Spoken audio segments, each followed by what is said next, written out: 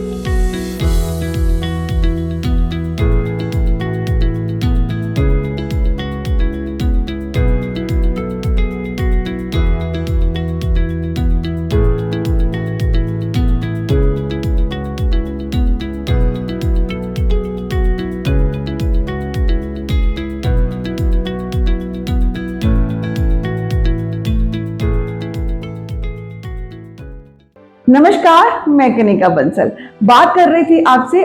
आज न्यूमरोलॉजी के हिसाब से यानी कि जो भी आपका मूलांक रहेगा उस मूलांक के हिसाब से हम क्या माँ को अर्पण करें, क्या देवी भगवती को अर्पण करें, माँ की कृपा के हम पात्र बने और माँ की कृपा हम भरपूर ले पाए। चलिए शुरू करते हैं। लेकिन उससे पहले अभी तक जो भी व्यूअर्स मेरे चैनल पे नए आए हैं मैं उनसे रिक्वेस्ट करना चाहती हूँ, प्लीज मेरे चैनल को लाइक कर दीजिए, सब्सक्राइब कर दीजिए और ये वीडियो उनसे भी शेयर कीजिए जिन्हें आप जानते हैं, जिनके मूलांक के बारे में मैं आप बात करूंगी, उनसे वीडियो शेयर करना बिल्कुल भी मत भूलेगा। चलिए सबसे पहले आप सभी को हैप्पी नवरात्रास। माता रानी आपके ऊपर खूब खूब कृपा बरसाए, खूब धन दौलत से आपके भंडार भरे। चलिए शुरू करते हैं बिना रुके हुए अपने टॉपिक को। नवरात्रों की बात करती हूँ। यदि आपका जन्म किसी भी महीने की 1, 10, 19 या 28, फिर से सुनिए, यदि आपका जन्म किसी भी महीने की 1, 10, 19, 28 को आता है तो आपका मूलांक 1 हो जाता है। मूलांक कैसे 1 हो जाता है? 1 तो 1 है ही। 10 को जब गिनते हैं तो 0 की वैल्यू नहीं होती। 2 और 8 को जब जोड़ते हैं तो 1 आता है।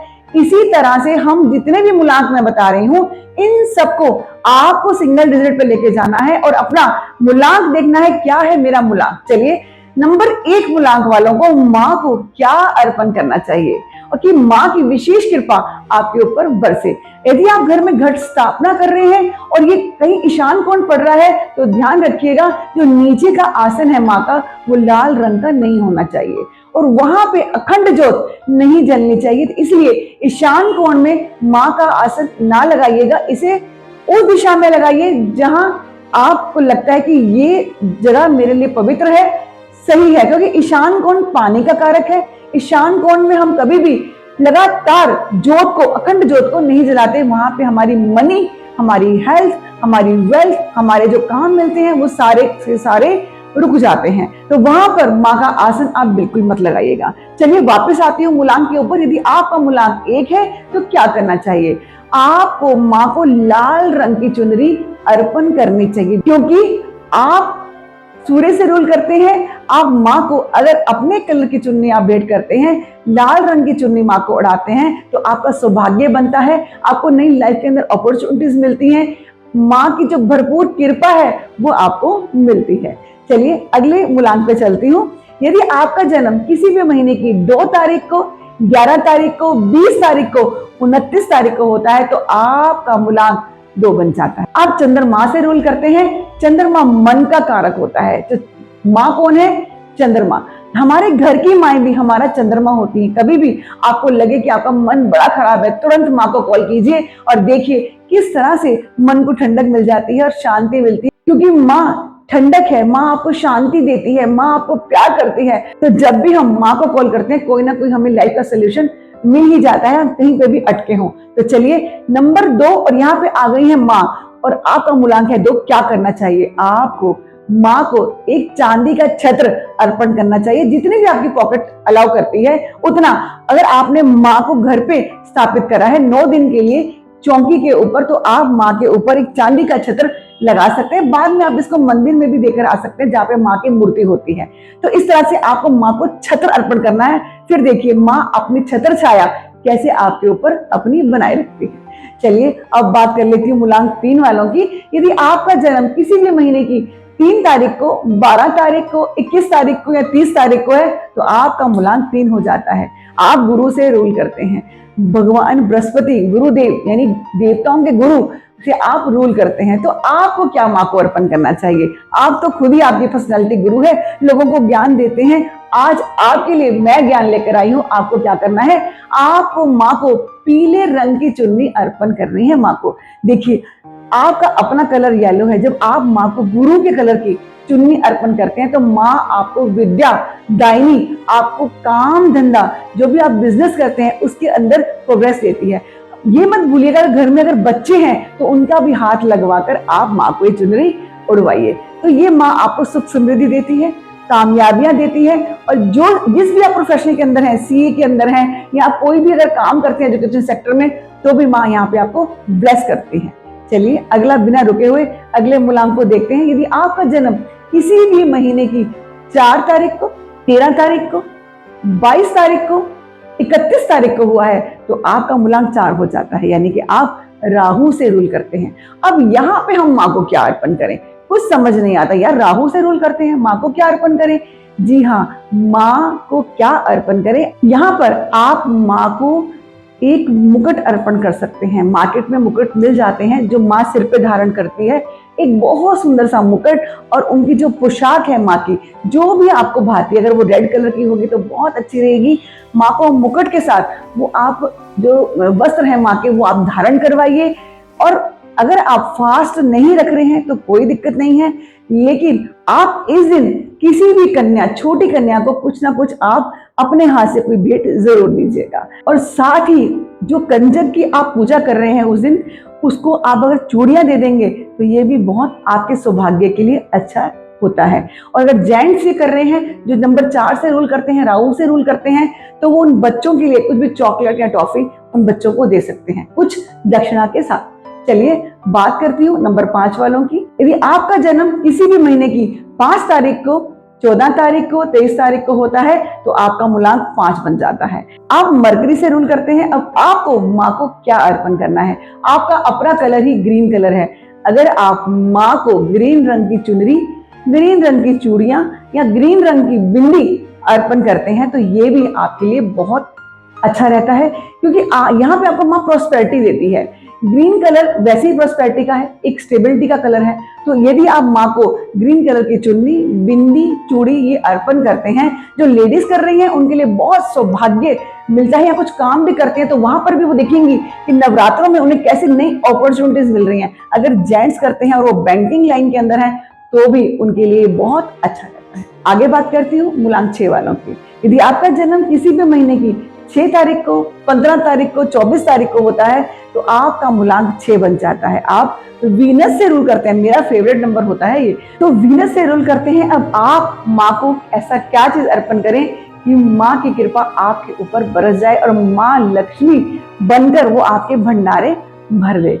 तो चलिए बताती हूँ आपको। माँ को इस दिन कुछ थोड़े से सामक के चावल, अगर पैकेट में है तो पूरा का पूरा पैकेट आप माँ को अर्पण करें। सामक के चावल ये माँ के पास पड़े रहने दें, आप 7 से 8 दिन ये माँ के पास पड़े रहने दें। उसके बाद जिस दिन भी आप कंजक जमाएंगे, उस दिन इस चावल की आप खीर बनाइए और थोड़ी सी कंजकों को बांटिए, थोड़ी सी आप खुद खाइए। देखिए कितना सौभाग्य, घर में जो अशांति है वो भी दूर होगी, जो आपस में रिलेशनशिप्स कहीं ना कहीं आपके खराब हैं वो भी बनेंगे, रिश्ते नहीं होते वो भी होने लग जाएंगे। ये इतनी कारगर रेमेडी है नंबर 6 वालों के लिए, मूलांक 6 वालों के लिए। तो आप ये करके देखिए। दूसरा एक उपाय आप और कीजिएगा, इस दिन आप अगर माँ की जोत जला रहे हैं उसके अंदर 2 लौंग और 2 इलायची माँ को भेंट के रूप में जरूर दीजिए, जोत के अंदर इसका भोग जरूर लगाएं। चलिए बात करती हूँ मूलांक 7 वालों की। यदि आपका जन्म किसी भी महीने की 7 तारीख को, 16 तारीख को, 25 तारीख को होता है तो आपका मूलांक 7 हो जाता है। आप केतु से रूल करते हैं। अब केतु माँ को क्या अर्पण करे, आप लोग माँ को क्या अर्पण करो कि जिससे माँ की कृपा आपके ऊपर बरसे। आप एक काम कर सकते हैं इस दिन, अगर पढ़ने में वीक हैं या अगर आपका भी कोई काम धंधा नहीं बनता है, मूलांक 7 वालों की बात कर रही हूँ, या कहीं ना कहीं घर में भी रिलेशनशिप भी अच्छे नहीं है, तो इस दिन आप, सबसे पहले बच्चों के लिए बताती हूँ, इस दिन आप जब माँ घर में आ गई, बच्चों की कोई भी कॉपी पेंसिल, ये 7 के 7 दिन, 8 के 8 दिन माँ के पास आप पेंसिल या कोई ना कोई बच्चों की कॉपी माँ के पास पड़ी रहने दें। दूसरा, अगर आपके रिलेशनशिप्स नहीं बनते हैं तो आप भी माँ के सामने अपनी दोनों की फोटो मोली से बांधकर भी माँ के सामने अर्पण करें, ताकि आप लोगों के रिलेशनशिप्स भी अच्छे हो। माँ ये 9 दिन आपको ब्लेस करे, तो अपने दोनों कपल्स की फोटो भी आप माँ के चरणों में अर्पण करके अरदास लगा सकती हैं, प्रार्थना कर सकती हैं कि माँ हमारी रिलेशनशिप्स पक्की हो। चलिए, ये तो मैंने बताया कि रिलेशनशिप अगर अच्छे नहीं है तो आप माँ को क्या अर्पण करें। दूसरा, माँ को इस दिन अगर आप पान के पत्ते के ऊपर लौंग, इलायची और सुपारी अर्पण करती हैं तो भी ये आपके सौभाग्य को 4 चांद लगा देता है। चलिए बिना रुके हुए मूलांक 8 वालों की बात कर देते हैं। यदि आपका जन्म किसी भी महीने की 8 तारीख को, 17 तारीख को, 26 तारीख को होता है तो आपका मूलांक जो है वो 8 बन जाता है। आप भगवान शनि से रूल करते हैं, ये आप सब लोग जानते हैं। माँ को हम क्या अर्पण करें?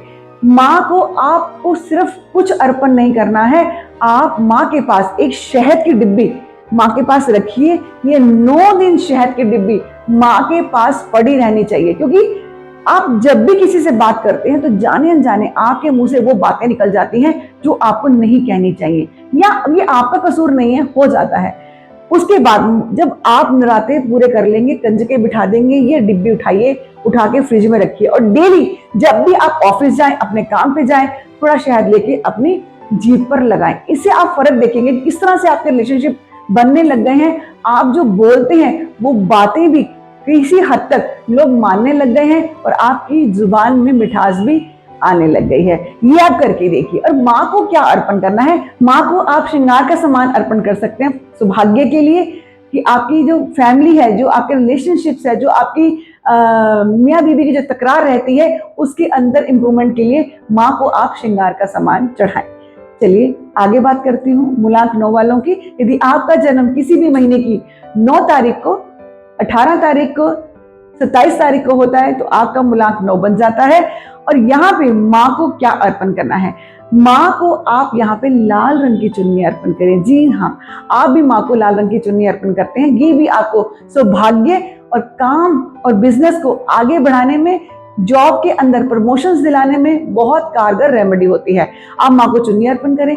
और इस दिन अगर हो सके तो आप छोटी छोटी कन्याओं को भी कुछ ना कुछ पैसे, कुछ खाने की चीज उन बच्चों को आप दे सकते हैं। देखिएगा कि किस तरह से ये 9 दिन पता ही नहीं चलेंगे आपके कैसे निकल गए। और 9 दिन के बाद जब माँ अपने घर वापस जाएंगी तो आप यकीन नहीं माने, आपको लगेगा कि वो आपको कितने आपके भंडारे खोल गई हैं, कितना कुछ आपको देकर चली गई हैं, क्योंकि माँ तो माँ ही है। अब सारे लोगों के लिए एक कॉमन रेमेडी ये है कि जब भी आप माँ को भोग लगाएंगे, यानी कि अगर आपने व्रत रखे हुए हैं, आप उपवास रख रहे हैं, रात को जब भी माँ को भोग लगाएंगे, आप पहले से ही गोबर का, हम लोग कंडा बोलते हैं, कुछ लोग उपला बोलते हैं, वो लेकर आइए, उसको गैस के ऊपर गर्म कर लीजिए। अब जो भी कुट्टू की पूड़ी, सिंघाड़ा, दही जो भी खाते हैं, उस उपले के ऊपर नीचे एक कोई बर्तन ले लीजिए मिट्टी का, उसके ऊपर वो उपला रख के उसके ऊपर सारा खाना जो भी आप खाने वाले हैं पहले माँ को अर्पण कीजिए। क्योंकि जो गोबर का उपला होता है सबसे शुद्ध होता है, उसी के ऊपर भोग लगाया जाता है। थोड़ा सा घी डाल के, थोड़ा सा इत्र डाल के, इलायची, लौंग, उसके ऊपर माँ को आप अर्पण कीजिए। तो देखिए कैसे माँ की कृपा आपके ऊपर बरसेगी और जो काम आपके अब तक अटके हुए थे, कैसे माँ उन्हें बनाती चली जाती है, क्योंकि वो तो माँ है और माँ का हृदय सबसे ज्यादा पवित्र होता है। और इन दिनों में अगर आप लोग भी अपनी माँ से कहीं दूर बैठे हैं तो अपनी माँ को कॉल करना बिल्कुल मत भूलिएगा, और आप लोग अपनी माँ को कोई गिफ्ट देना भी मत भूलिएगा, क्योंकि जगत जननी माँ से ऊपर अपनी माँ है। मैं हमेशा ये मानती हूँ। और इसी वीडियो को ही विराम देती हूँ, आप सबसे आज्ञा लेती हूँ। नमस्कार, मैं कनिका बंसल।